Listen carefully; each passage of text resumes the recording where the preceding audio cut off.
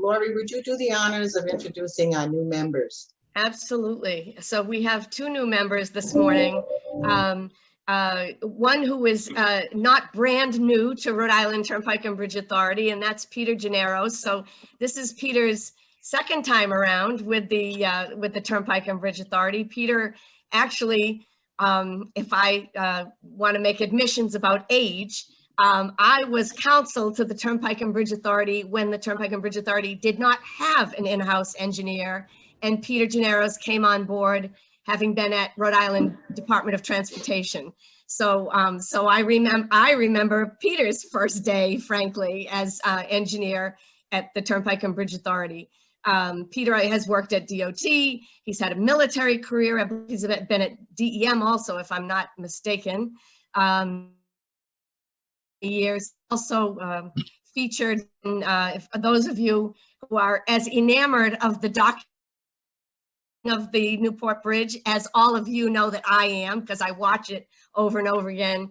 And Peter not only later became the engineer, but he was also he also worked on the construction of the Pell Bridge. So so he will definitely have questions for Eric Seabury, as and we've warned Eric, put him on notice that he's to be on his toes, because Peter knows what he's talking about on the engineering side. And then secondly, and in no particular order, but only in the order that I guess I found out, is we have Jim Salome. I have not yet met Jim, but I was told when these two appointments were made, that my favorite comment that was made to me was that I could spike the football. That I am very fortunate. I've since looked at Jim. Jim is a very accomplished business person. He's been on a number of boards. I believe he was the chair of the Rhode Island Health and Educational Building Corporation. Jim, am I right that you were chair of that for more than 10 years? Is that correct? About 15. 15 years. Yeah. Also on the Navigant Credit Union Board. And just comes, I have yet to hear anything but that he is is a tremendous person and business person and board member, and that he'll be a wonderful asset to the board of the Turnpike and Bridge Authority. I'm thrilled, and I think on behalf of the board, Judy, I'll let you welcome them, but certainly as the executive director, we're thrilled to have you both. Well, thank you for those kind words. Well, as the chair, I want to welcome you and thank you for your service in advance. And I'd like each member of the board and or the staff to just introduce yourself, just so they get a face with a person, because they're new. And I can remember when I first started, I didn't know who anybody was. So, and I just kind of sat down. So would you, well, we know who Lori is, okay. Colonel Manning, we all know you. So we'll start with Eric. Do you want to start? Sure. Yeah, I'm Eric. Or Kathy, either one. Yep, Eric Seabury. I'm the Director of Engineering here at Turnpike and Bridge Authority. Just briefly, I spent some time beginning at DOT as a student engineer, worked at a consulting firm, went back to DOT at another point in time as a project manager. And then prior to this position, I was at the airport for almost 14 years as basically the head of engineering at the airport. Kathy O'Connor, I'm the Director of Tolling and Operations. Been at the authority probably 16 years. Prior to that, I was in the pharmaceutical industry for about 16 years. And that's it.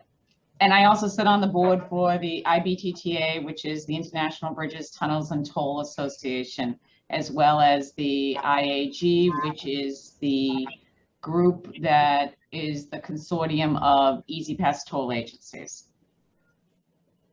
Good morning, my name is Jeff Goulart. I'm the Chief Financial Officer here. I've been on the job for 7 months, and it's been a great opportunity for me here. I also came from the Rhode Island Airport Corporation. I spent about 8.5 years there, and prior to that was with companies like LoJack, and also spent about a decade with Textron. That's it. Daryl, do you want to speak up? Sure. Hi, I'm, welcome aboard. I'm Darrell Waldron. I'm the executive director here at the Rhode Island Indian Council, which is I guess now we're a regional office. We operate from here all through New England, down to Delaware, New York City, as an Indian center supporting Native Americans. I've been on the job about 40 years. I've been ED for 35, and welcome aboard. We look forward to working with you. And Derek is also the vice chair of the Rhode Island Turnpike and Bridge Authorities Board. And then we have our two lawyers. Would you like to introduce yourselves? Good morning, Brian Lamoureux at Pannone Lopes. Nice to see all of you and meet you, Jim, as well. Good to see Peter. It's been a while. Yeah. Hey, good morning, Bill O'Gara. I look forward to working with Peter again. Brian and I are already texting assignments we're going to give to Peter, so it's perfect. This is excellent. He comes with several Bibles of expertise. So this is great news. fantastic. Okay, if there are no more introductions, I just want to welcome our new board members. Okay, we've got a great crew here. Okay. Madam Chair, if I could just, I think we missed Director Alviti. Oh, I'm sorry. Where is he? Oh, you know why? Because I don't see his smiling face today. Hello, Director Alviti. How are you? Please take a moment to introduce yourself. Good morning. Yep, I'm Pete Alviti. I'm just a simple civil engineer. It's good to have you guys on board. This is a great addition to the board. I think Peter and I go back to his days at DEM. What was that, about 40 years ago, Pete?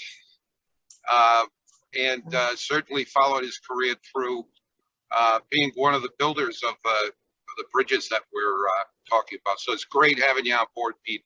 Look forward to working with you.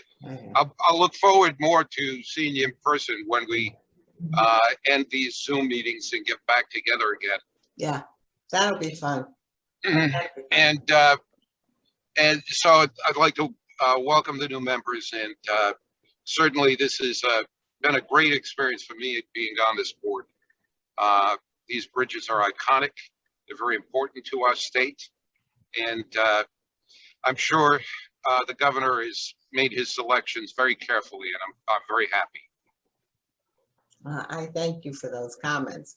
Anyone I missed now? I think I got everybody. Okay. Okay, let's move on with the meeting. Is there anyone here for a public comment? Hearing none, okay, I'd like to get an approval of the May 5th, 2021 board meeting. This was the annual meeting. Second. Okay, any comments? All in favor? Aye. Aye, opposed, motion carries. Now, on item number 4, I'm going to postpone that item, okay, until later in the meeting after we come out of executive session, if you don't mind. We do have some discussion we want to do on that item number 4.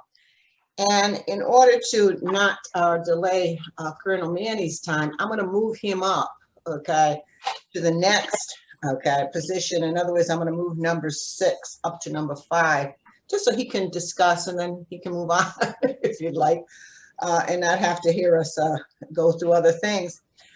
Colonel Manning is going to discuss a proposal, okay, that he wants to make, okay, for the Turnpike and Bridge Authority's assets, okay? So, Colonel Manning, I will kind of leave it to you. Thank you very much, Madam Chair. It's a pleasure to be here. I recognize almost everyone on the board, and the same faces that well, I'll get into that, but it's just thank you very much for the opportunity to come and speak today. I will give you my brief background, because there's probably a few that don't know me. So I'm the Superintendent of Rhode Island State Police and the Director of Public Safety for the state of Rhode Island. So there are 7 agencies that fall under my jurisdiction. I served I was in the United States Secret Service as a special agent from 1984 to 1990. I was on the state police for 25 years. I had mandatory retirement after 25 years, and it was June 15th, I believe. I had to retire 2015, and the next day I started as the Director of Operations, Safety and Security at the Turnpike and Bridge Authority. And I was there for about 13 months, and it was a pleasure to work there. It was a real honor to work there. I then went on to become the town manager of Narragansett for about 2.5 years. And then Governor Raimondo roped me right back and brought me right back to the state police in about almost 2.5 years ago now, to the Turnpike and Bridge Authority. I've been very lucky to, as the director stated, be part of that iconic bridge. I appreciate the time to come here. So why am I here right now? The one thing I learned very well, I was the patrol commander of the Wickford Barracks, and I was the bureau commander of the southern area of the state as a captain. And then now as the superintendent, I still see, and then I was the director of, of operations, safety and security at the bridge. And now I'm back as the superintendent. So I have a very good idea of what that bridge is all about and what it needs.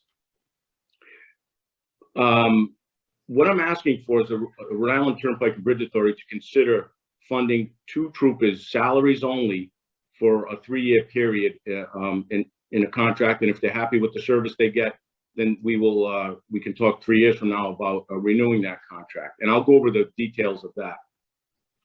To give you an overview of the operations of the state police right now, our master plan changed in the past year, but we are planning to open the Portsmouth Barracks, which has been closed for 8 years. I was the patrol commander of Wickford Barracks, and Portsmouth Barracks fell under me. I was the sergeant of the Portsmouth Barracks. So I know that area very well too. Most of the work done out of the Portsmouth Barracks was with the bridges in that turnpike, from Route 1 at 138 all the way to Secana. That area was lost 8 years ago due to personnel restrictions. We did not have the personnel to staff that barracks, and it was closed. But I've received good news in the past few days that the money will be allocated in capital funds, $2 million, to reopen the Portsmouth Barracks, where I plan to have a full complement of troopers.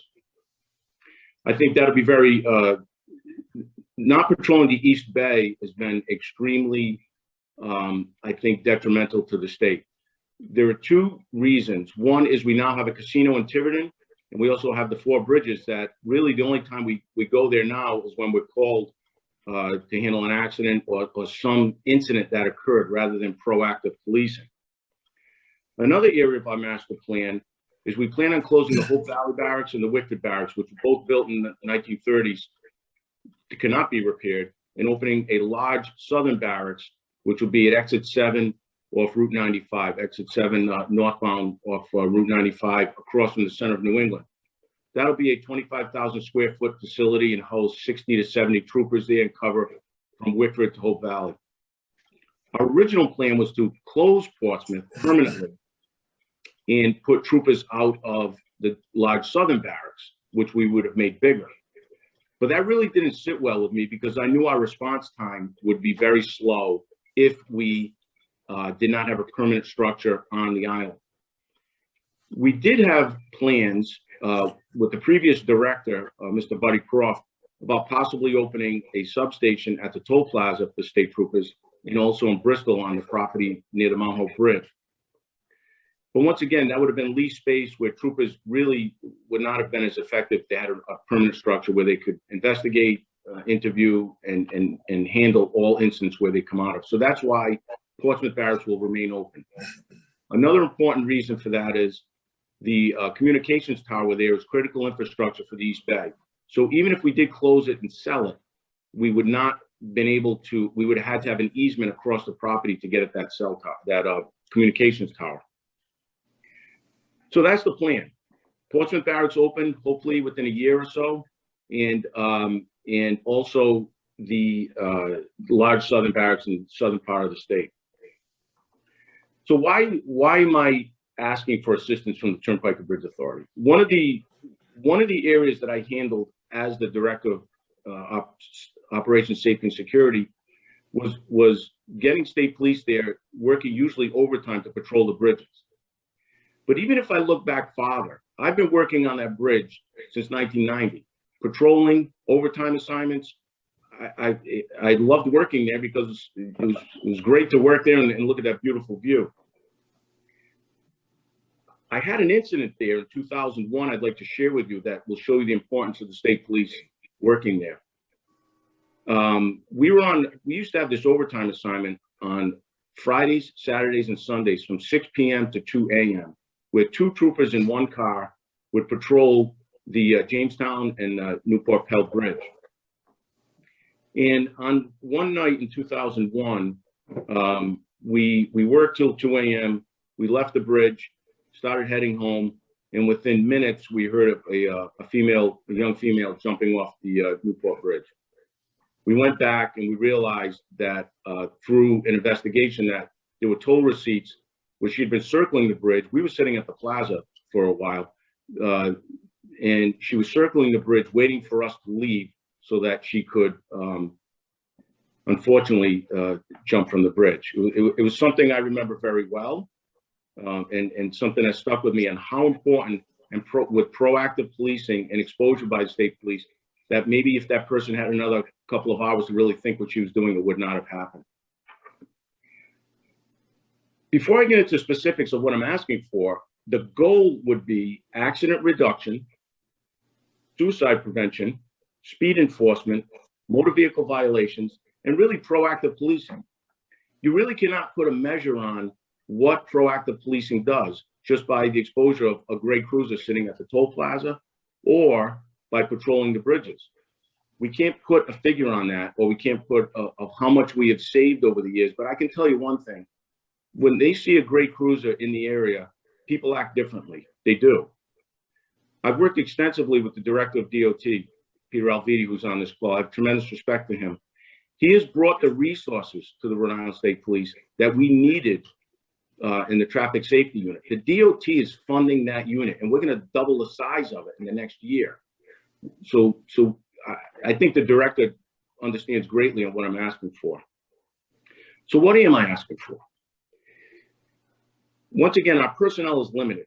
For me to put 2 more troopers in the academy, which we plan to have a year from now, I would need assistance from the Turnpike and Bridge Authority, the town of Exeter, and Block Island, because that is where we assign some of our troopers at our cost that we can't absorb anymore.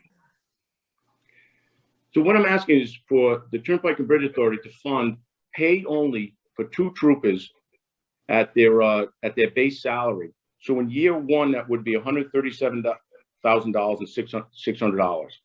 Year 2, $143,350. Year 3, $147,000. The state police would pay the added cost, which would be pension benefits, cruiser, gas, all of that other stuff. This is just a straight fee reimbursement for their salaries only. We would have a trooper permanently assigned from 8A to 9P in that Turnpike area. And it could be anywhere in that area or where we see the need is the most. So it could be on the Newport Bridge, Jamestown, Newport area. It could be Mount Hope or Seconic. But once again, that trooper would be assigned to a post covering the Turnpike and Bridge Authority's jurisdiction. Then there would be a trooper at night from 9 p.m. to 8 a.m., also covering that exact location. Now you might say, well, what is one trooper? What can they do? Well, that one trooper would be immediate response to anything that's going on, and also proactive policing, and could call for assistance before the 911 calls are starting to come over greatly. So I think it would greatly benefit the Turnpike and Bridge Authority to please consider this. And I'm respectfully asking that they consider this. I think this would be a win-win, not only for the state of Rhode Island, for the Rhode Island State Police, but also for the Turnpike and Bridge Authority. So that's all I have, Madam Chair, and I really appreciate it. And if you have any questions, I'll be happy to answer them. Thank you, Colonel. Any questions on this? Well, at this point, I would like to get some legal input into this type of an arrangement, since I don't think this is standard fare. So I'm going to just postpone this and ask our legal counsel to do a review, okay, to see if there's any issues as it relates to this type of an arrangement, because we are using tolling money and gas tax money, okay, to potentially fund these two troopers. And I'm not sure if that's within our purview. So I kind of would like to put this on a back burner just so we have an opportunity to review it a little further and make sure we're not violating any indentures or anything of that nature going forward before we really take an opinion on this. Does anybody else have any input on this? Madam Chair, Yes, Peter. I'd like to say, as a concept, barring any legal or legislative kind of barriers to prevent this from happening, I would say that we at DOT have worked closely with state police on a number of initiatives. We're currently funding a DUI task force that they have instituted on the highway with the dedicated purpose of reducing highway deaths from impaired drivers. It has been a very effective program as a department. So I think the practice agency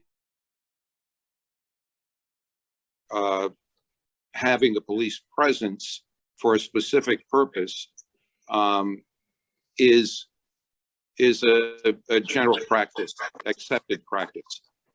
I'll go on to say that this is a pretty timely proposal because, as you know, there is legislation pending and being considered that would require the Bridge and Turnpike Authority to build and or study the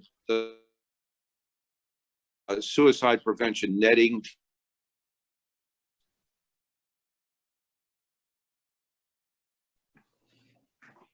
very expensive.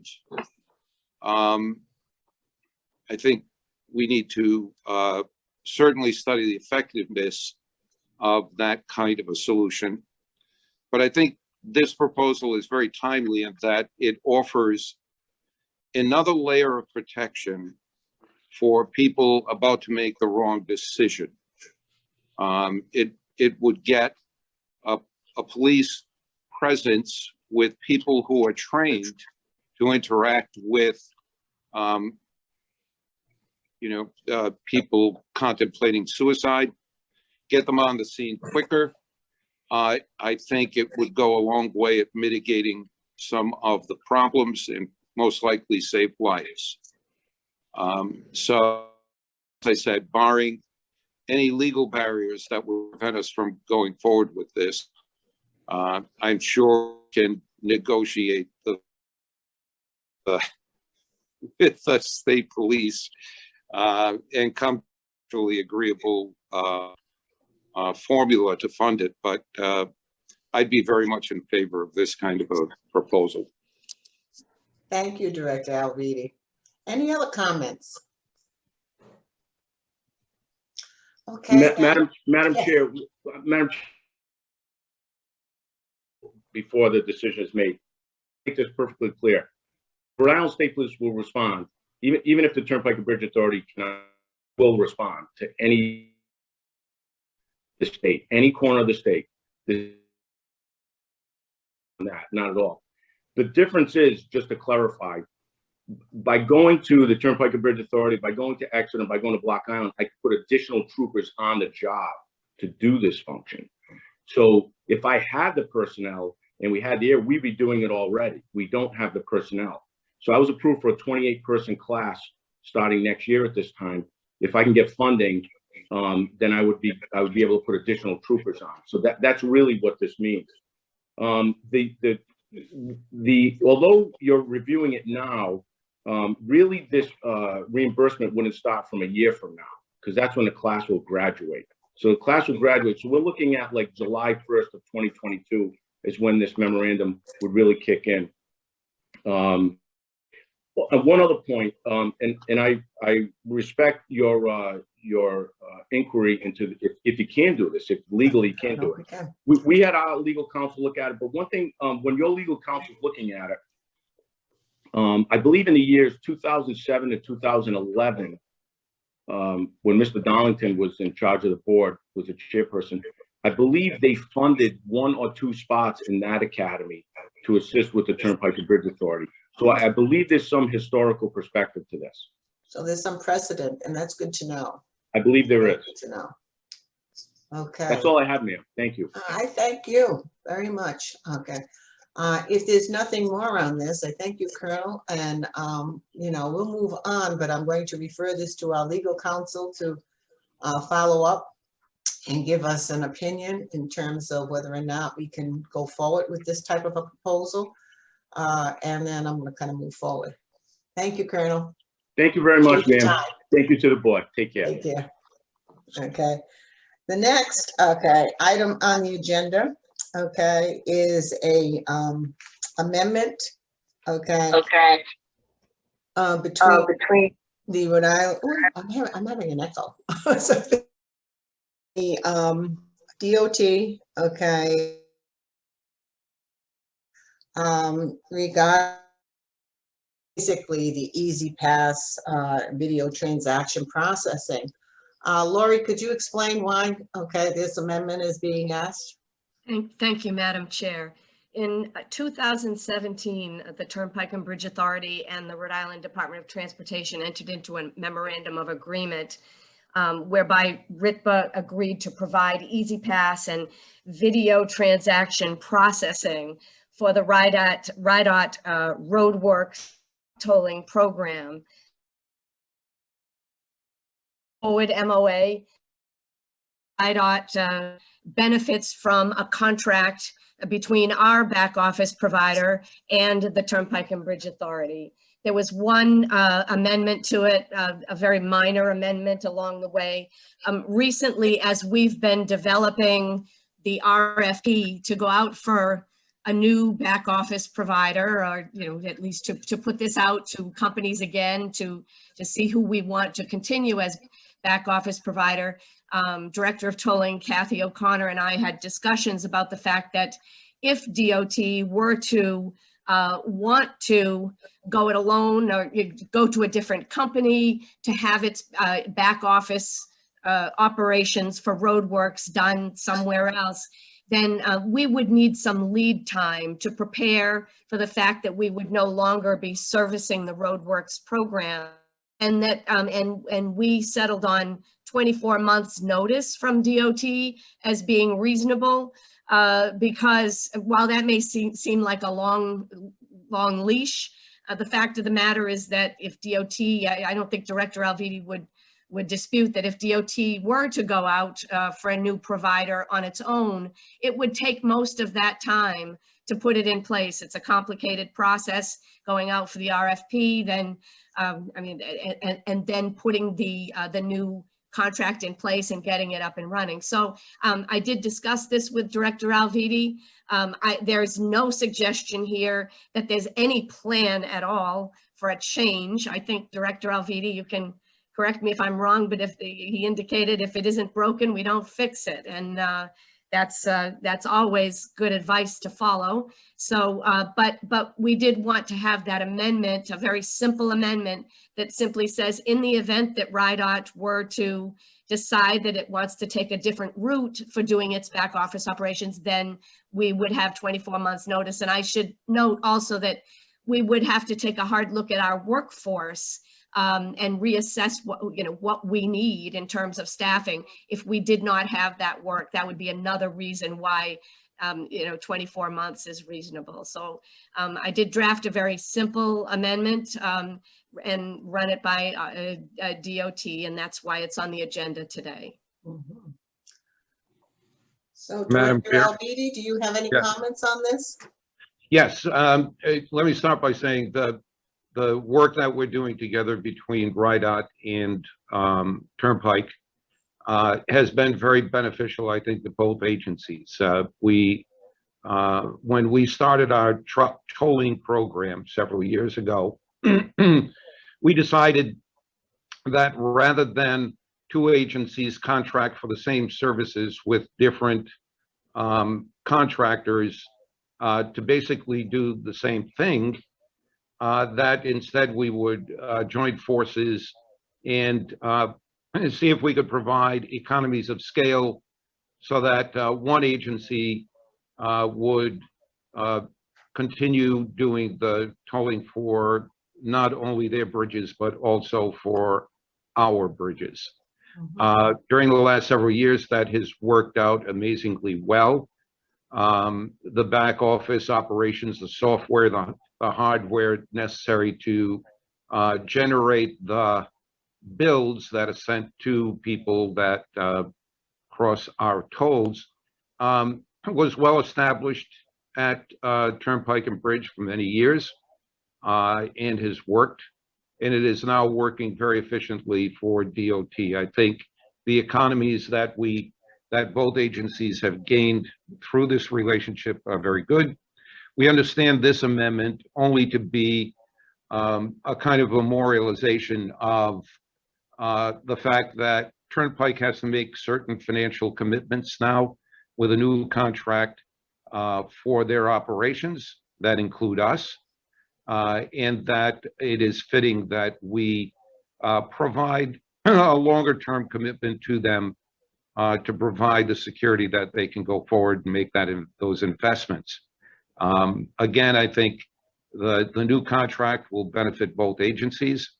The operation, as anything that's first starting up, was a little bumpy, but I think we're getting the kinks worked out. They work very well with our toll operator, and they're doing a great job. So I'm very much in favor for this amendment and continuing our relationship. It certainly doesn't signal that DOT has any intention of moving away from continuing our tolling operations with the authority. We hope not. Thank you. Can I get a motion? Good motion. A Second. second? All those in, any other discussion? All those in favor? Aye. Aye. Opposed? Motion carries. Okay. Okay, that takes care of that one. Now, the next one we have is the renewal and replacement fund requirement, the resolution in the tune of $20,443,400. You give us a run, this is required? Yes, and good morning, everyone. Good morning. Agenda item 7 is a recommendation to approve the resolution dated June 9, 2021, setting $20,443,400 as the renewal and replacement fund requirement as required under the master indenture and applicable amended indentures. This is an annual process that we do. Under this requirement, the authority is required to establish this fund on an annual basis utilizing the services of a third-party provider. In this case, we utilize WSP, who is also working on the update to our 10-year capital plan. The fiscal year 2022 budget includes $14,443,400 of capital projects, which is included in this calculation. Additionally, the authority is subject to a $10 million for damage to the Newport and Mount Hope Bridge, and the authority staff recommend including $6 million of this deductible and adding it to the $14.4 million capital plan for the total being recommended today. Okay, thank you. You're welcome. Okay, can I have a motion? Make a motion. Second? Second. Any discussion? Okay, all those in favor? Aye. Aye. Opposed?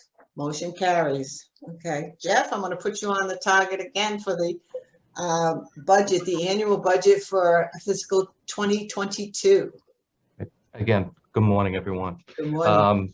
This is a recommendation to approve the fiscal year 2022 operating and capital budget with total revenue of $34.1 million and total capital expenditures of $14.4 million.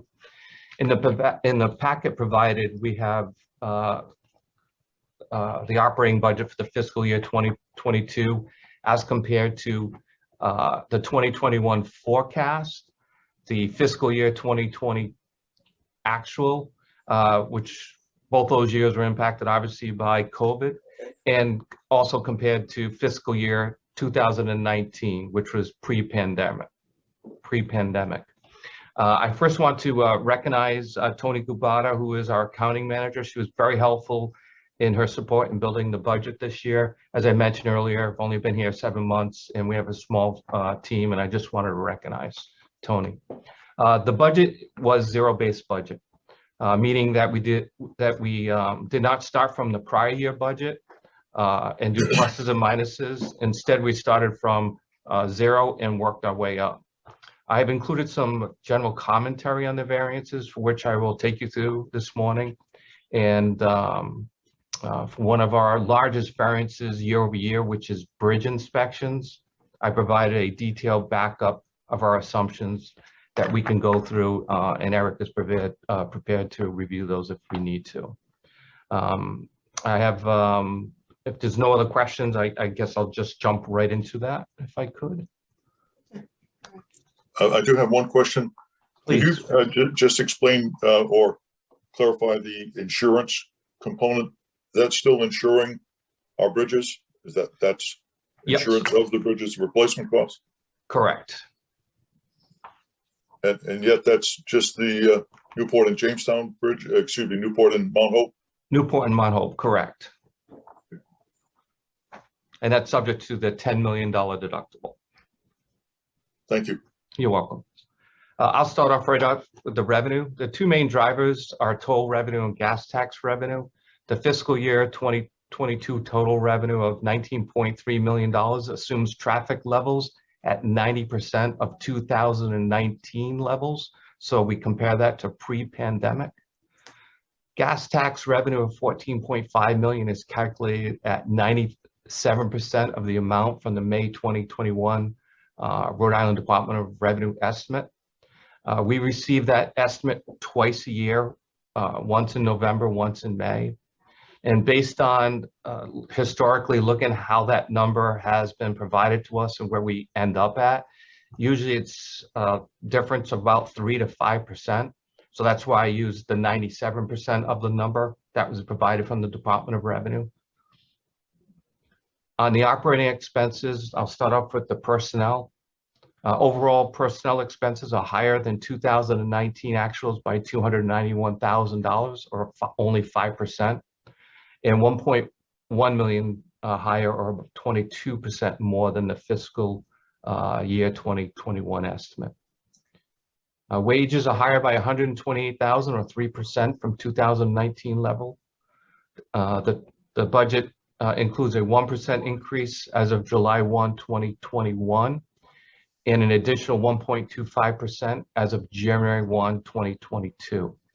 However, the increase in January is contingent on the authority attaining traffic levels of at least 90% for the period from July 2021 through December 2021. If the authority does not hit those levels, then there will not be an additional 1.25% increase.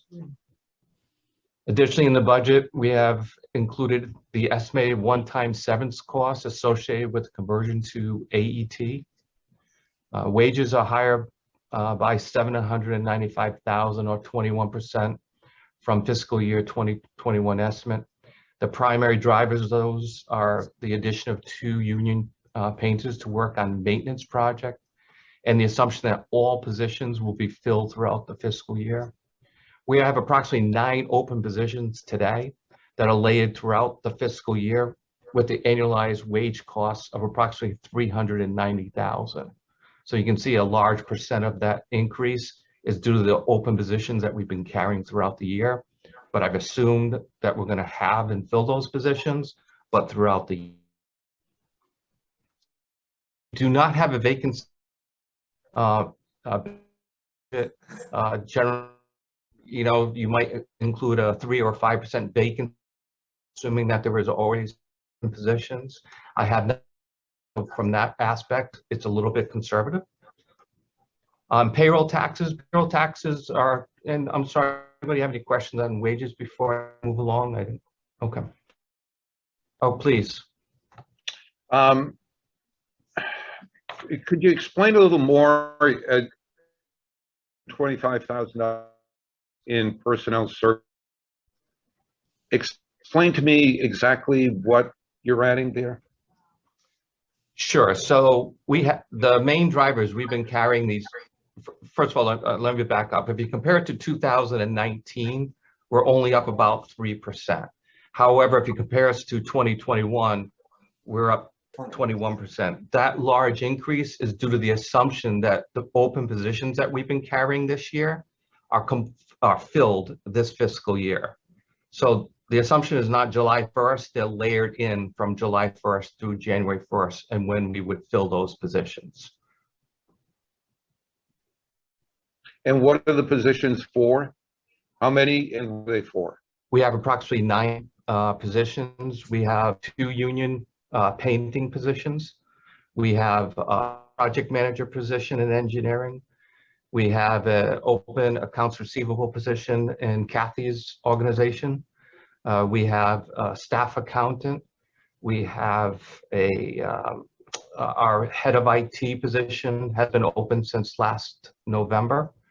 And we do have a computer kind of a entry-level break fix person as well. Additionally, we have some open positions in Easy Pass. Because of the center was closed, we didn't fill those positions, but again, this year we've assumed that those positions would be filled. And how long have these positions been unfilled? They've been since I've been here, they've been unfilled. How long? I'm sorry. The majority of the positions have been unfilled in since I've been here, which I started in November. I believe the only person or position that was filled this fiscal year was the one person in IT who was here from July through November. One of the questions I asked Director Alviti was whether or not of the 9 positions that are unfilled, were they needed, since we seem to be operating, and I was assured that yes, they are running pretty thin to the bone, and they feel that they need those positions to be filled, because I had the same question on that 21% jump that I wasn't too pleased with. I did go over this with them, with both Jeff and Laurie earlier last week. Director Alviti, this is Kathy, since some of these positions are down in my area, and we've been operating obviously with limited hours, and so we've been able to operate, but JOS system has come full, and we have reopened our work. We cannot operate without those positions anymore. So for the ones down in my area, it was fine / okay when we were in the height of COVID, but as we are moving out and the economy is reopening, can't operate and services to provide both the back office to RIDOT and provide the services for the tolling and customer service end here at the authority. And how many of the 9 people are you talking about for your operation? So I think, Jeff, there's one from what we refer to as the authority side, and then there is one that we have on the RIDOT side. Yeah. As far as full-time, we will always backfill in with part-time, which is what we've always done to handle the seasonality. Okay, so 2 out of the 9 you need for the to the towing operations, right? As long as we get the part-time casuals, which is what it's a flow down. Okay. So yes. So the other 7, 2 of them are painters, did we say? Correct. And is the addition of those positions as part of your payroll displacing any expenses that you currently have in contractor costs? No. And Eric, you can weigh in on what the specific elements of those 2 painters that we're proposing. Yeah, so the in-house painting projects that we're doing, so currently, for example, the Jamestown Bridge railing, we're using the union painters to do that project in-house in lieu of going out to bid for a contract with a construction contractor. Right. Actually, it's proven to be quite the cost savings from the original estimate, which actually originally stemmed from RIDOT, I believe, looking back in history. So that's more along the lines of what we're looking at with the So painters. you are, I'm so sorry. you go ahead. are, by employing these two painters and adding them to the payroll, you're saving expenses that would go to private contractors and doing it better, faster, cheaper. Is that correct? That's right. And moving forward, we're putting an emphasis on painting maintenance. So as the inspection, we see there's areas that need addressing, we would like to address them quicker and not let the areas deteriorate to the point where you have to put out a big construction contract to the best of our ability. Yes. Okay. Thank you, Madam Chair. Any other questions? I'll just move on to payroll taxes. Payroll taxes are $2,000 or 1% lower than 2019 level. And the payroll taxes for this coming budget is about 16% higher. And that pretty much flows through with the wage increase as well. For health, dental, and life insurance, they're higher by 153,000 or 21% from 2019 actuals, and 196,000 or 26% from our 21 estimate. The primary drivers of the increase is due to the assumption that all the new positions will elect coverage.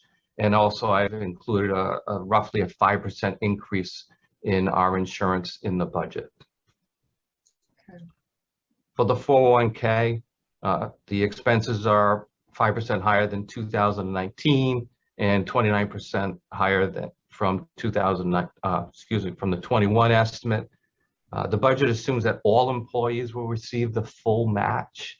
While not all employees are investing the 5% match today, we would encourage employees to do so, and I have budgeted this expense accordingly. So again, my assumption is that everybody takes advantage of the match. We know today they're not. There are some people putting only in 1 or 2%, but again, we would encourage folks to save for retirement, and I've budgeted accordingly. There's no other questions on the personnel. I'll move to the operating expenses. Overall, non-personnel expenses are higher than 2019 by 573,000 or 9%, and roughly $1.2 million higher than the 21 estimate. Utilities are lower by $81,000 or 24% from 2019 as a result of the LED initiative, and $9,000 or 4% higher than the 21 estimate. And in the 22 budget, I've reflected just a slight increase due to the kind of standard increase you see from National Grid on an annual basis. Contractual services, which consist primarily of legal, audit, professional fees, IT service contracts, and other fees, are lower by $66,000 or 4% from 2019. Again, I keep referring back to 2019 because that is pre-pandemic, and as we're coming into the 2022 budget, we're entering into the kind of the post-pandemic era. The increase from 21 is primarily due to higher legal fees associated with one ongoing legal case and the full year costs associated with governmental relation activities. I can tell you that every contract that comes up, we evaluate it, and to the extent that we need to bid it out, we certainly bid it out, or we look to the MPA for those already pre-negotiated terms and conditions. Our other supplies and expenses, which consist primarily of IT supplies, office supplies, toll booth supplies, travel, entertainment, postage, payroll fees, and other costs, are lower by $500,000 or 36% from 2019 levels, and lower by $60,000 or 6% from the 21 estimate. The decrease from the 21 estimate is primarily due to the elimination of the costs associated with the toll plaza operations, and that begins in November 1st of 2021. The decrease from fiscal year 19 is attributed to one-time environmental costs expense in that year, approximately $300, and the one-time costs associated with the 50th anniversary celebration of approximately $74,000. I do want to point out that while the cost of the 50th anniversary celebration was captured here, there were actually donations that hit a miscellaneous revenue line that more than offset the cost. So the authority was not impacted by the event at all. It's just where it showed up in different line items on the P&L. Okay. Insurance costs, those are property liability, public entity, fiduciary, are expected to increase 17% from expiring rates. We are working with our broker Starkweather today, currently, on renewal applications, and we'll see competitive quotes for all lines that are renewing on August 1st. While our broker Starkweather is concerned about the hard market, we have set a goal that is materially below what I've included in the budget. However, to be conservative, I have budgeted a 17% increase based on the recommendation from Starkweather, our broker. Okay. Repairs and maintenance, those consist of data services, electrical, landscaping, general maintenance, bridge maintenance, and supplies, higher by 33% from 2019 actuals, but lower by 5% from the 21 estimate. The decrease from 21 estimate is primarily due to the costs from the information technology consultant that is assisting us with our PCI compliance, and that is expected to be completed by February of 2022. The increase from 2019 is primarily attributable to additional data service costs to support the operations here at the authority. I do want to just make note, if you look at the average annual cost from 2019 through 2021, that number is about $928,000 if you want to annualize those numbers, which is only about $24,000 higher than the 2022 budget. For bridge inspections, I've attached the operating, some detail associated with those bridge inspections, along with the estimated cash flow by month, with the start date and end date. The 22 budget of $1.6 million has 4 projects that comprise $1.1 million of the total 1.6. These include underwater inspections for Secana, Mount Hope, and Newport, totaling approximately $600,000, and inspection of the approach spans for Newport of $500,000. These underwater inspections are scheduled every 5 years. So we're at that point where we hit it, and then for the next 4 years, those costs will go away, and then you'll see the bump again for those underwater inspections.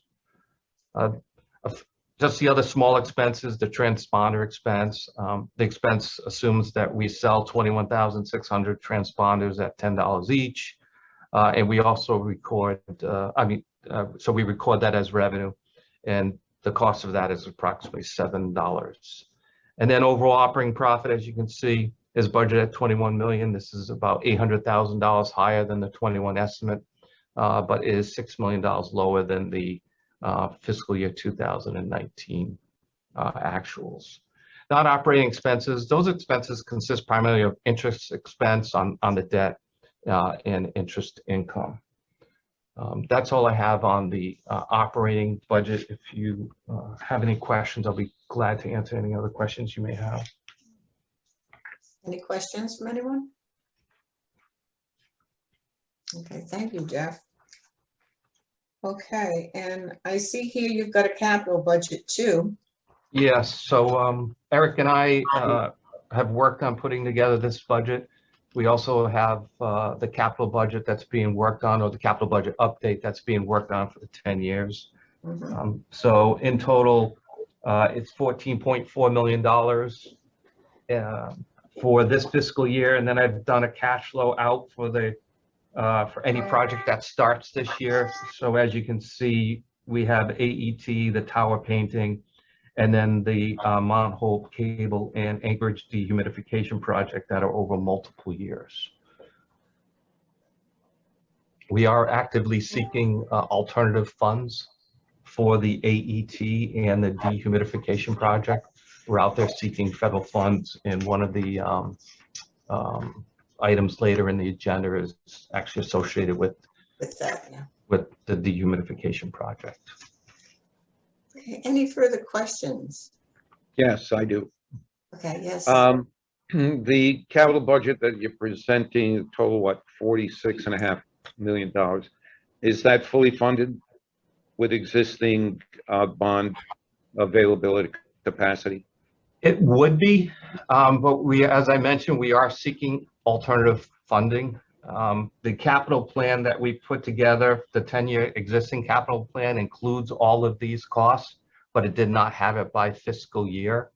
But these all would be funded within the current bonds that we have issued today. Okay, the additional federal funding that you're requesting, where and how are you doing that? So we've submitted a grant application to the state already for the AET project. We did that approximately a month and a half to 2 months ago. So And that that's was, that's from the COVID yes, sir. relief. Yep. Yes, sir. And how And much are you requesting from that? we did the whole $12 million, the whole project. Yep. The second one, which we will cover later, we are submitting underneath the RAISE discretionary grants for the cable dehumidification project. So we plan to submit by the July 12th deadline an application for nearly $17 million as well for the entire project. Okay. Okay. Any additional questions? Okay, can I get a motion to approve the 2022 annual budget and capital projects? So moved. Second. Okay, all in favor? Aye. Opposed? Motion carries. Okay, thank you so much, Jeff. That was a good review. Okay, Eric, you're on now for the award of contract 2105 for the HVAC maintenance. Yes, thank you. Good morning, everyone. The bid on April 26th for a contractor to maintain our HVAC and hot water systems at the Turnpike and Bridge Authority facilities. Our current on-call was expiring, our maintenance contract. So we did receive 4 bids. These were all for a 4-year period, and the bids ranged from $42,030 to $63,692. The facilities that will be maintained are mostly here, a little bit at Mount Hope at the office building that we have in the maintenance garage at Mount Hope. But here at the Jamestown facility, we did not include the specific utilities out at the toll plaza in the toll booths, because they'll be going away when we go to full cashless in the fall. We decided to leave those out of the contract, so it didn't complicate the bids, because it would only be about 5 months worth of work, and out of the 4 years, it didn't make any sense. So we'll treat those as kind of a la carte, and we can get separate quotes as needed, if needed, for those. But it's for the balance of the facilities, and we believe that the $42,000 bid is a good bid. It's with Trane, who's a very reputable firm. Has not worked here to my knowledge yet, but we're looking forward to a good relationship with this company. And we'd like to recommend moving forward with that bid and entering into a 4-year contract. Any questions? Yes, I do, Chair. Yes. Could you just tell us what criteria there is for, like, response times? Is there a minimum response time that they have to address, and the qualifications of the staff that they provide? They do have a minimum response time, and I'm sorry, I don't have that response time in front of me in this action item, but yes, we did. We put in a minimum specification that it did include response times, which was one of the main reasons that we actually wanted to go and get a contract in place, because without the contract, as you know, you'd be making phone calls and trying to get people in to respond, and you don't get that, and meanwhile, you're down no air conditioning or no hot water, Right. no heat. So yes, we put minimum specifications, and all bids did meet the minimum specification, but Train beat them all out, obviously. That's great. I think that's important to have a criteria set forth. Yes. Okay, can I get a motion? Okay, I'll- to award I'll the make the motion. contract? Oh, I make the motion. okay, a second? Second. All those in favor? Aye. Aye. Opposed? Motion carries. Okay. And now next, okay, we have Eric again, okay, for the Seconic River Bridge underwater inspection, $79,308.31. Eric, you want to walk us through this one too? Yes, absolutely. So as Jeff mentioned before, some underwater inspections coming due. They're due to Federal Highway every 5 years. And Secana is one of them that has come up. As a matter of fact, next month we'll have Mount Hope most likely coming to the board as well. But Secana River Bridge, we went and looked at on-call contracts and who, and trying to balance workload amongst the consultants as well. And we asked AECOM to provide a proposal for this work. AECOM did the underwater inspection in 2016 on this particular bridge.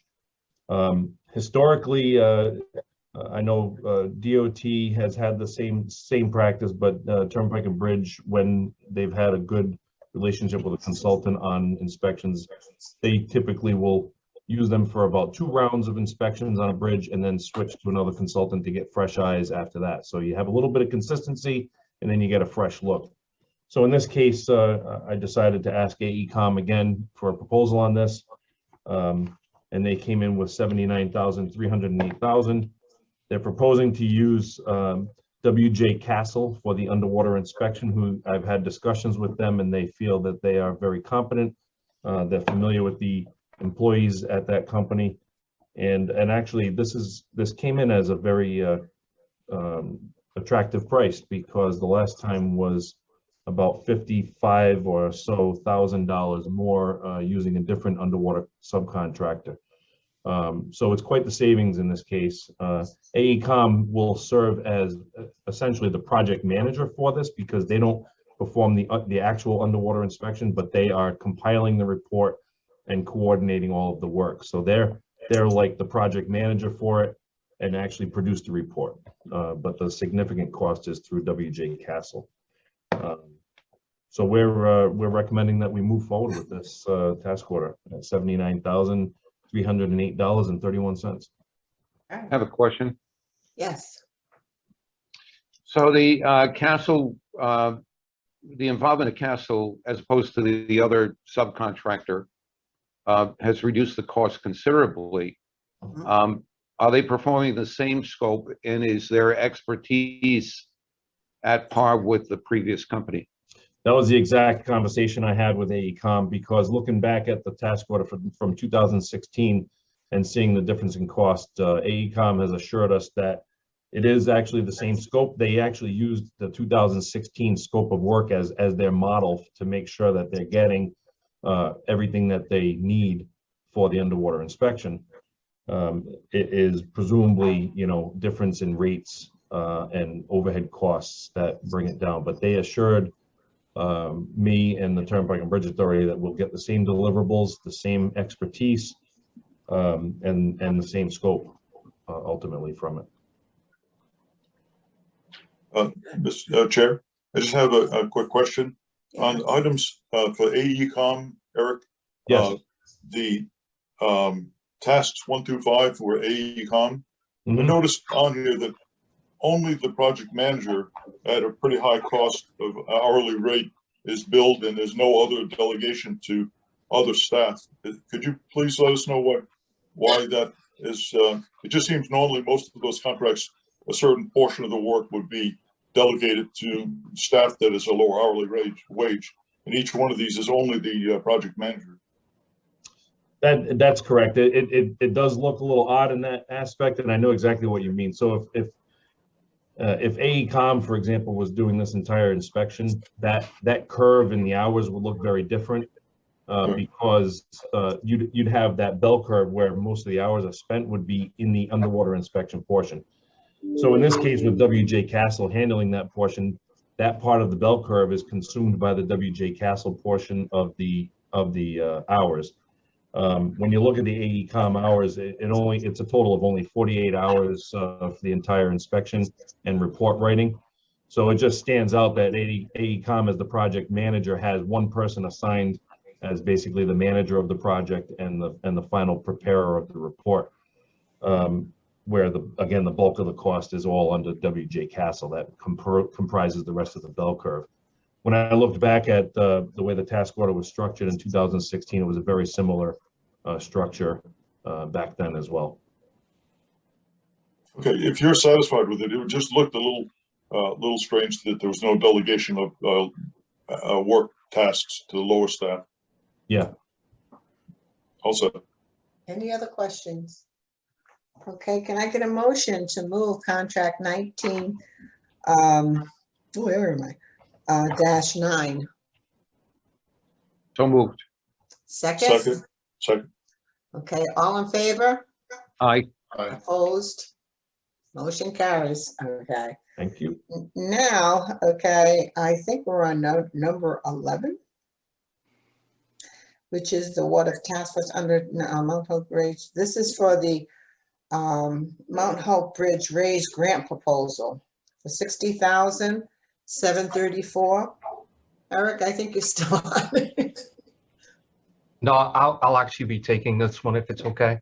Oh, fine, Jeff. So agenda 11 is the recommendation to approve a task order with AECom Technical Services in a not to exceed amount of $60,734.47 for the preparation of the technical specifications and grant application for the Mount Hope Bridge Cable and Anchorage dehumidification project. This is the project that I mentioned in our capital that we were seeking additional funding.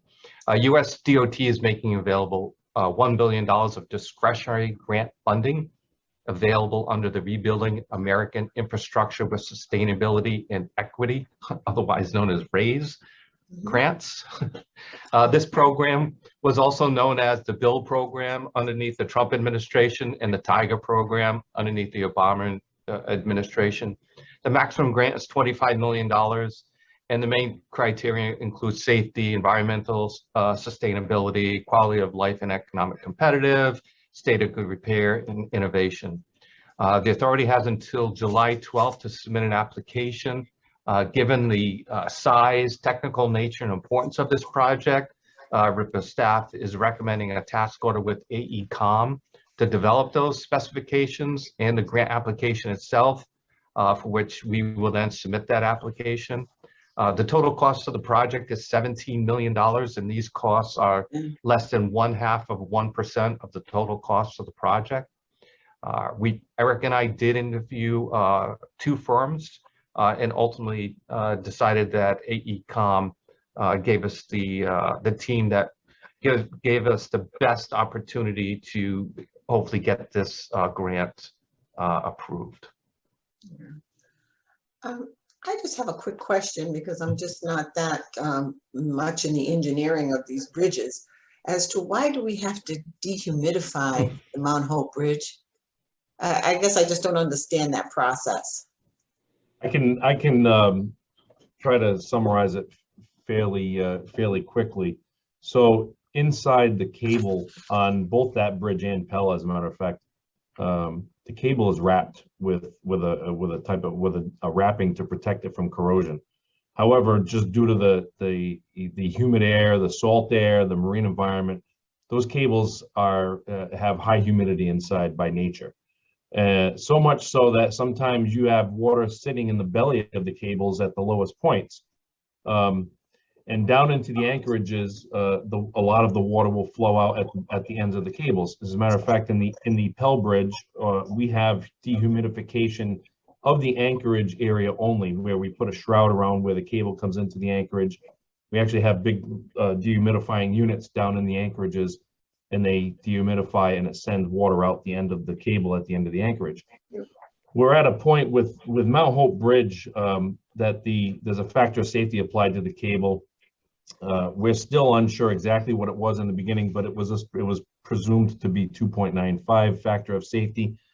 The last report done in 2016 had the factor of safety rated at 2.62. You're required by federal highway, when the cable factor of safety comes down to 2.15, to either restrict the loads on the bridge or to close the bridge. But it could get to that point if you ever got that low. You'd have to run that analysis at that point, but then you would have to either supplement or replace the cable, which is extremely costly. It would probably, from my hope, you'd be looking at about 300 million to do so. It's a big project. By dehumidifying the cable, you're basically pumping dry air into the cables, and eventually over time it pushes that moisture out and keeps the moisture out. It's still a costly project, but you're avoiding a much more costly project. Once you take the humidity out of the cable, that deterioration that happens over time naturally on the cable is, I mean, to the point where you can extend the life of that cable many years, several decades. So that's why we're pursuing. Bridge being 92 years old, we feel that it's the best way to preserve the remaining life of the bridge. Everything else can be fixed easily. You can fix stringers, you can fix the deck, you can paint the structure. But if the cable ever gets to the point where you can't maintain that factor of safety anymore, you're looking at a drastic expense potentially. Wow. Yeah. Oh, thank you. That explained it very well. And we have in the you'll see in the capital plan, once we make the updates, that we will be planning the same type of project on Newport Bridge as well.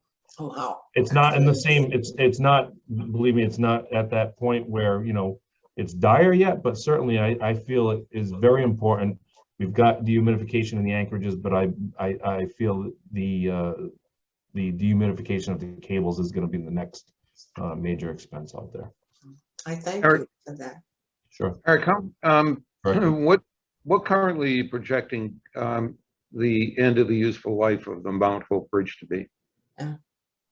Well, so that really begs to be a question of functionality versus structural. If we can dehumidify the cables, structurally, we'll be in great shape. You know, we continue to make maintenance and repairs to the bridge that, you know, unless there's a major change in, you know, the loads from vehicles that Federal Highway imposes, we can maintain the bridge for several decades.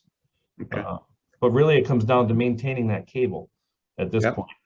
Functionally, you know, we don't know. The functional obsolescence of the bridge will come up maybe someday, but who knows? I mean, if traffic increases, then functionally the bridge will become obsolete at some point, but we don't want that to be the reason to have to replace a bridge, the functional obsolescence. We'd like it, you know, I mean, the structural, I'm saying structural issues are not the reason to replace a bridge. Functional obsolescence, we don't have control over. That's something that will come up at some point, potentially. Okay, thanks. Chair Morris? Yes. Chair Morris? Yeah, first of all, I want to applaud the efforts of the Turnpike and Bridge Authority to get this done. All new suspension bridges that are built today will have the dehumidification of the cables built in. So it's a starting point for all new bridges. Oh, So right. that's good to know. this brings our bridges up to a standard that is now established as the way to go with all future bridges. So I applaud the effort, and particularly seeking the federal funds to get this done. Thank you. Good job. Excellent. Yeah, Excellent. thanks for that additional commentary. And in fact, that actually brings up a good point, Peter, that even if let's say we didn't dehumidify and we had to go out and either replace or supplement the cable, you'd be spending 300 million to do that. In addition, you would be dehumidifying both cables at that time anyways, because that is the new standard. So the dehumidification is kind of an inevitable item to begin with. If we move forward and put 17 million into this dehumidification and avoid the 300 million, it's a far better place to It's a be. win-win. It's a Absolutely. win-win. Yeah. For sure. Okay. Okay, can I get a motion to award the task order under contract 19-9. I make that motion. I'll second. Okay, all in favor? Aye. Aye. Opposed, motion carries. Okay, now we have the capital projects status report. Yes, thank you. Yes, I'm sorry, Jeff. So again, I'll run through and go through the active contracts and quick summary, and then if there's any questions, I'll entertain any. So the first one is the bridge electrical and communication upgrades to both the Claiborne Pell and Mount Hope Bridge, contract 19-1. This is the installation of the electrical and communications conduits and fiber optic cables, which will support the safety and security improvements project, which is under another contract.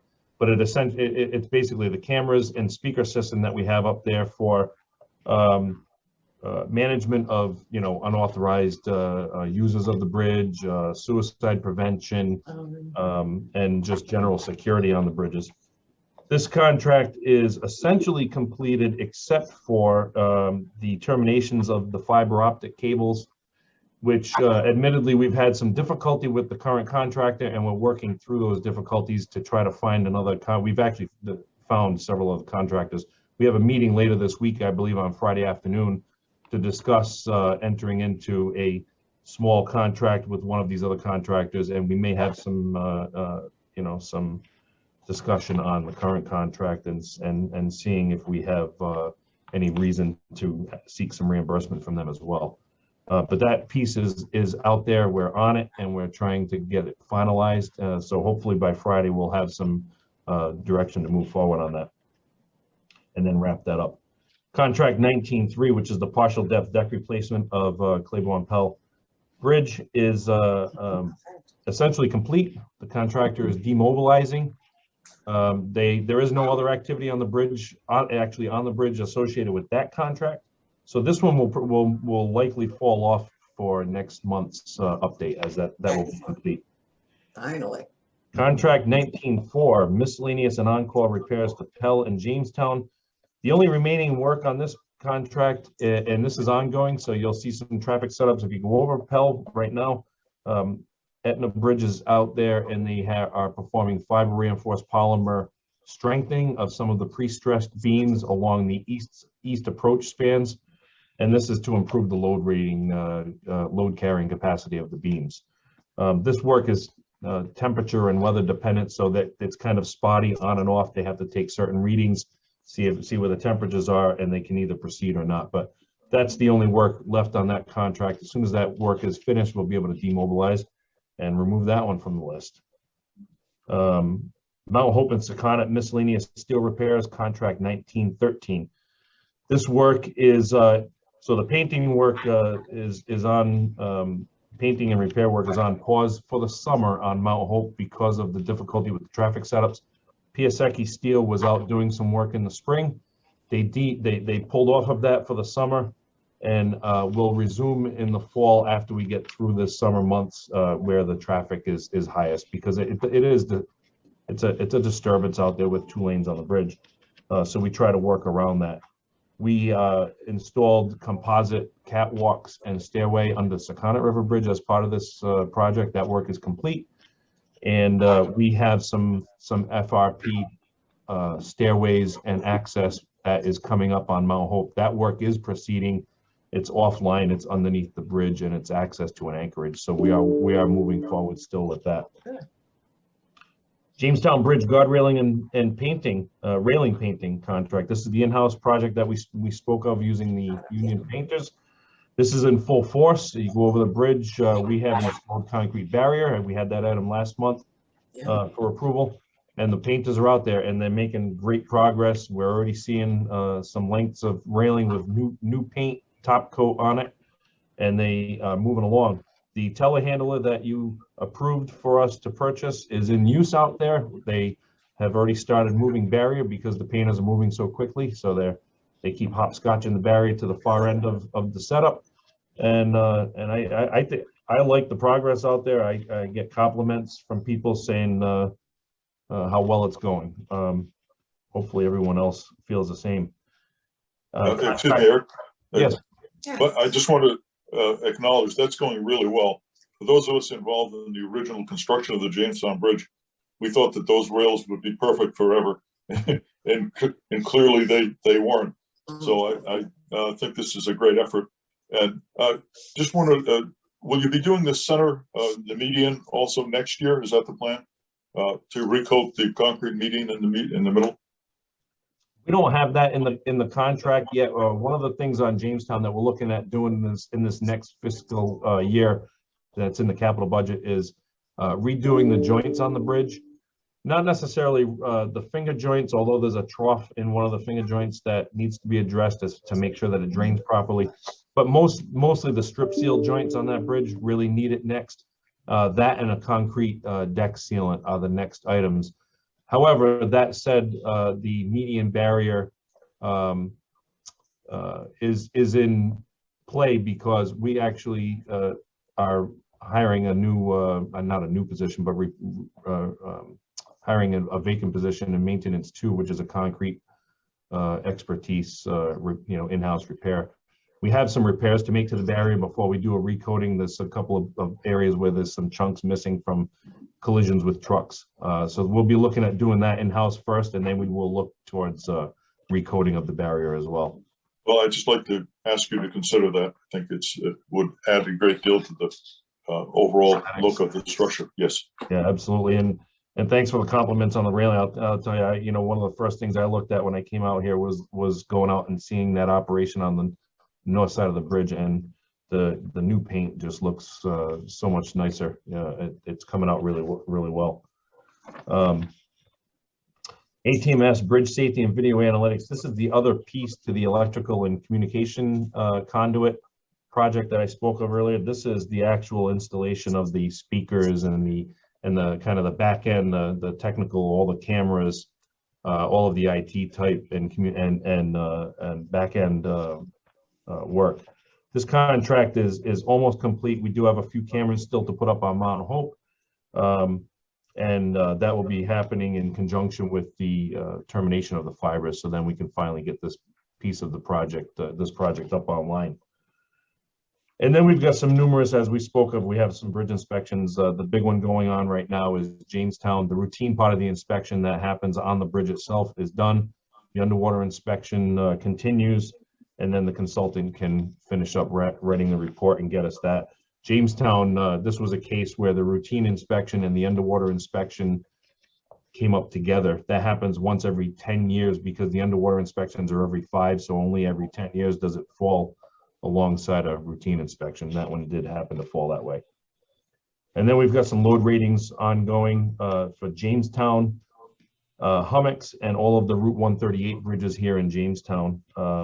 That all came up, and those reports come in as they are completed. And then lastly, I've added an item for the capital improvement plan update. This is being done, as Jeff mentioned earlier, with WSP. We've had some very constructive meetings on this, and we've really gained some good traction. So much so that we were able to in an educated way, populate the budget this year for the fiscal year. That's where our first concentration was. And we're working on the further out years now on this capital plan, and we'll be able to give an update once this is completed. Fantastic. Good progress. Thank you very much. Appreciate it. Now, last but not least, hold on a minute. I've lost my page here. I think the next item. Oops, I lost my page. Hold on. I think it's the executive, the financial statements. Okay, I don't think we need to go through those. We went through the budget, so I think we're okay with the financial statements. But Laurie, I would like to have your report, the executive director's report.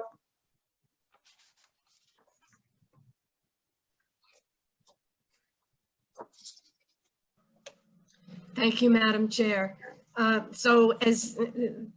Thankfully, I can report good news again this month on the traffic. And if you look to the end of the board package, you'll see that wonderful chart that has some traffic and revenue data showing you that the traffic is coming back. It's coming, I like to say it's coming back with enthusiasm. It's coming back to pre-COVID levels. We are still maybe down approximately 10%. There are days when we love to look at the traffic reports and see that a particular day was 120% of the same day in 2019. I mean, we've had some wonderful days. Obviously, when it rains, the days are not as that don't show us traffic that's as exciting. So, but we are definitely coming back. Not only is of course, we're in the summer months now, so all the attractions in the Aquidneck Island area are coming back, and people are heading there for events that may now take place. But also, we're hopeful that we're starting to see return of some of the commuters who have been working remotely, and that seems to be what's been missing in the last couple of reports. And if you look at that page, the last page of your packet that has the paid crossings and traffic and revenue, the thin lines across the top, you've seen this before. I know for the two new members, I'm sure you can see it quickly that the lines that run horizontally along the top show traffic. Those lines at the top are fiscal years 17, 18, and 19. You see that dark blue thin line that runs across, and you can see that we're approaching our 17, 18, 19 levels for sure. Then on revenue, you can also see, keep your eye on that in the vertical columns, the navy blue, the dark blue column. In May and June, you can see it's jumping up, and it's forecasted to certainly be in June, forecasted to have revenue of $1,750,000. So that is really taking us back into pre-COVID conditions.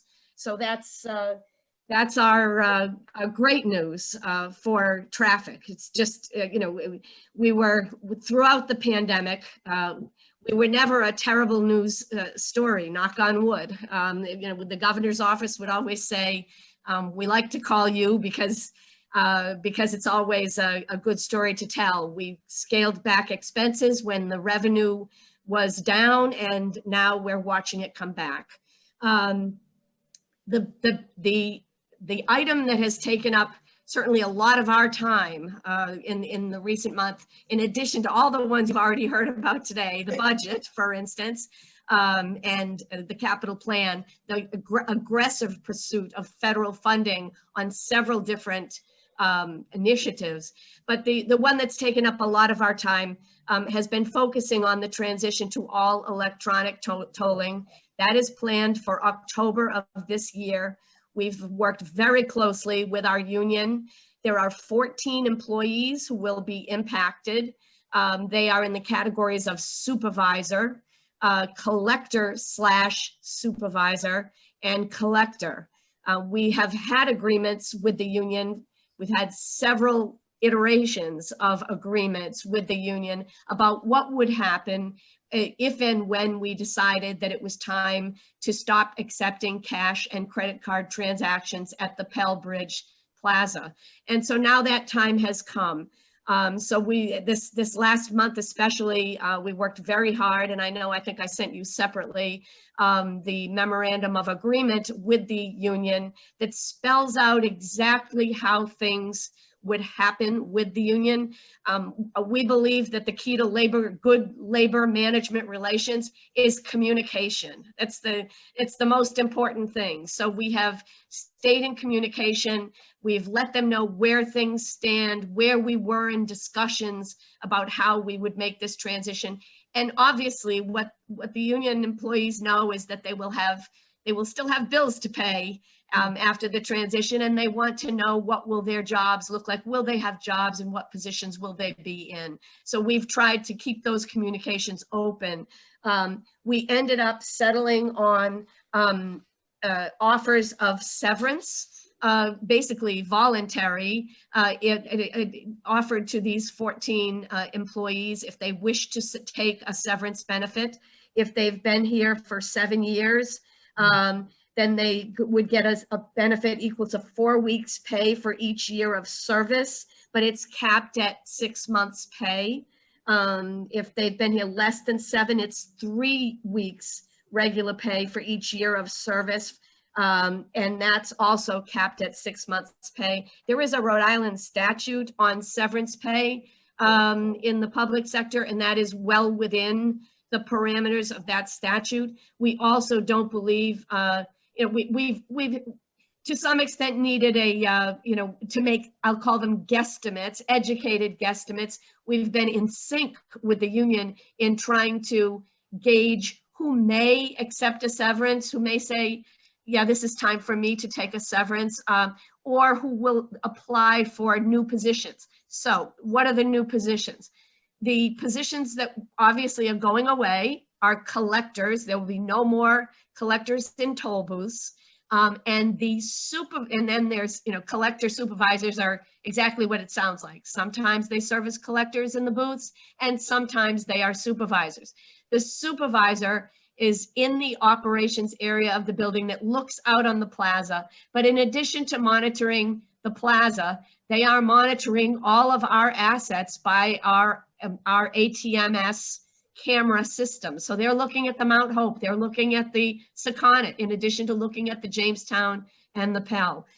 That position will change. So our plan is to eliminate the collector supervisor and supervisor positions and replace them with positions that we have identified as traffic management technicians and image review clerks. The reason we will need image review clerks is because all those motorists who were going through the plaza and tendering cash or credit cards to pay the tolls, they'll now be going through the plaza. If they have an Easy Pass transponder, the transponder will be, and if it's an operating funded transponder, so then their Easy Pass account will be tagged for the toll. If they come through and either don't have a working transponder, or they have a transponder but it's not working, then they will be billed by plate, by mail. Now, in order to bill by plate, you need staff in the office doing image review. So that's the creation of the image review clerk position. So we have created a very, I hope, I like to think, well thought through, well laid out, step-by-step process of making certain that all of the affected employees understand what their options are. And they have those options in front of them now. At the end of last week, we posted sign-up sheets for the new positions. We gave them job descriptions for the new positions. And we are working with them to help them to either sign up for new positions or to consider the situation of, whether they would like to take the severance benefit. And I think I may have said this, but by the way, we have 14 positions, 14 employees affected. We're creating, I'm going to say between eight and 9 positions. I'll say 9 because they also have the opportunity to take positions that are open in the maintenance area if they are qualified to do that. So, our best guess is that we will have 4 retirements, 4 or perhaps 5. Of those retirements that we expect, very few, as in 2, even approach the 6-month salary cap that we put on the severance benefit. So, so given the fact that toll collectors are, so we respect what they have been doing at the toll plaza since 1969. We are appreciative of their efforts and certainly cognizant of the fact that this is the end of an era in terms of having someone put out their hand to a motorist and accept cash or credit card transactions and have that exchange of hello or whatever with the motorists. We understand that this is a new day. And so we're trying to be very respectful of that and make this as smooth a transition and as fair a transition as we possibly can. So Thank you. Those are basically the terms. If there are any questions about the severance program or the transition program, I'm happy to answer them. What about the study for suicide deterrent? Is that going forward in any way? It is. So we have, Jeff mentioned that we submitted, I think it was in March, we submitted 3 proposals to the Office of Management and Budget of the state of Rhode Island for funding. And one of them is to fund the study, and that was for federal money, but obviously the OMB invited us to submit proposals, and one of them was to study the concept of suicide deterrence. So that is pending. We have checked. The state received well over 100 proposals, as I recall. So they've got a lot of work to do in evaluating them. In addition, we have been working with the 2 sponsors of the suicide deterrent legislation, Senator Lou DePalma and Representative Joe Solomon. And we have indicated to them that we are developing an RFP that would seek an entity that would come in and evaluate our options and identify all of the factors that would need to be taken into consideration as we look at some kind of a suicide deterrent or barrier on the bridges. So that RFP is well underway. It has not yet gone out the door, but it isn't far from going out the door. I thank you very much, Director. Okay, now I want to move into executive session pursuant to Rhode Island General Law, paragraph 42-46-5A2, okay, to discuss pending litigation matters. All right, and I will note that at this point, Remy Villaches of our IT department will move all of the meeting attendees who are not part of the executive session into the waiting room. If you're in the waiting room, you may leave the meeting altogether at this point if you would like to, or you may wait until the executive session is over and then be moved back into the open session for a report out of executive session and for final adjournment of the meeting. So Remy, I'll leave it to you to move those who are not part of the executive session into the waiting room.